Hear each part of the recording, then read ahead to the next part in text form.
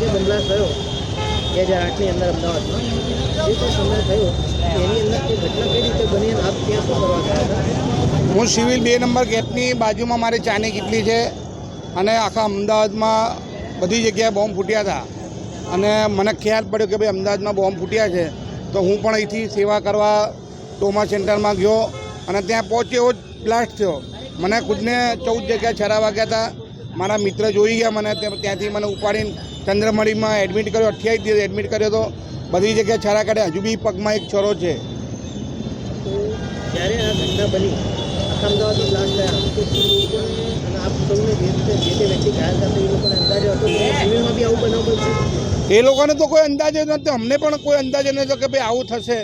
પણ નિર્દોષ લોકોને માર્યા છે. સરકારને આપના માધ્યમથી કહેવા માગું સરકારશ્રીને કે આ લોકોને જાહેરમાં ફાંસી આપવી જોઈએ. એ જ અમારું વળતર છે. અત્યારે કોર્ટનું આજનો જે ચુકાદો છે કે એ લોકોની ફાંસી યથાવત રાખવામાં આવી છે તો આપ એ ફાંસી બદલ અત્યારે આપ શું કહેવા?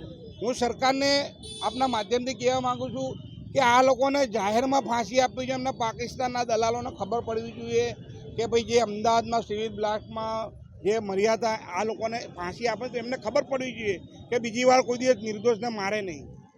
હવે જે પ્રમાણે તમે જે ધમાકાની અવાજ સાંભળી તમે તો રૂબરૂ જોયું આવા ગમે કોઈ નાના મોટાની જો અવાજો આવતો હોય તો તમે એ બાબતે કેવું વિચારતા હશો? અત્યારે બી ઘરમાં બેસી ગયા છે કે આવો કંઈક ધમાકો થાય ને અત્યારે બીક જેવું માહોલ થઈ જાય છે. ગભરામણ છૂટી જાય છે.